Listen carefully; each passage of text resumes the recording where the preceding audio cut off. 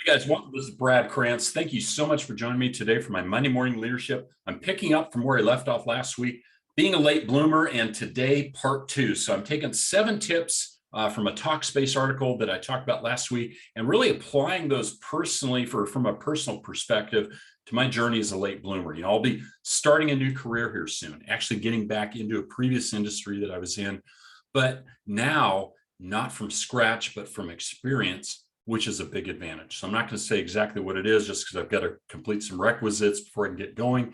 But I want to try to answer what were some of the points in getting reignited, so to speak, getting back in. Well, first, we talked about last week about letting go of others' expectations. I have my own expectations, right? I think I've lived enough life, and if you're a late bloomer, you probably have too. You kind of know what to expect. You're going to have to push yourself. I'm going to have to push myself, but I don't need to worry about others' expectations. I've got my own. And to help cement that, guys, I've got some new affirmation cards. I'm just going to share a couple here because these apply really to what my expectations are. But I'm a sales professional, and I work well with people, and I ask good questions. And I'm committed to my success, and I will not back down. I enjoy taking action when I have a goal. So have your own expectations. Don't worry about others. That gets back into point number 2. Stop comparing, guys. You'll never win if you compare yourself to others. Look in the mirror each day and say, how can I get better? That's what you need to do. So stop comparing. 3, pause and evaluate. Really is, if you need to do that, that's okay. As I said last week, I took 3 years off, retired before moving here to Montana here in November, praying about new opportunities where God would lead me, setting goals, and I began looking and then deciding and feeling I had both the energy and the bandwidth to re-engage in a career. So here I am pursuing that direction. 4th, remember, times are changing. And I think Gary Vaynerchuk has said it so well. I want to repeat it.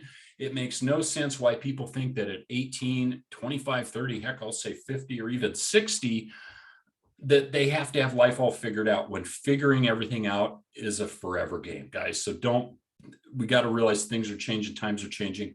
I'm okay with being 61 doing this. I hope you're okay. If you're a late bloomer, God bless you, you're okay. And then 5, own your own timeline, right? I don't know how long I'll be doing this for, but I own my own timeline. I'll be accountable to myself. So big thing here is be accountable to yourself. Own your own timeline, not somebody else's. And 6, connect with other late bloomers. Okay, I'm not part of any group at this point, but I would just say, guys, if you don't have one, reach out to me. If you think you're a late bloomer, even if you're younger, you're blooming late, I would love to hear your story, your experiences, what you're going through. Reach out and connect with me, okay? I'd love to have you share that with me. And then 7, savor your successes, right?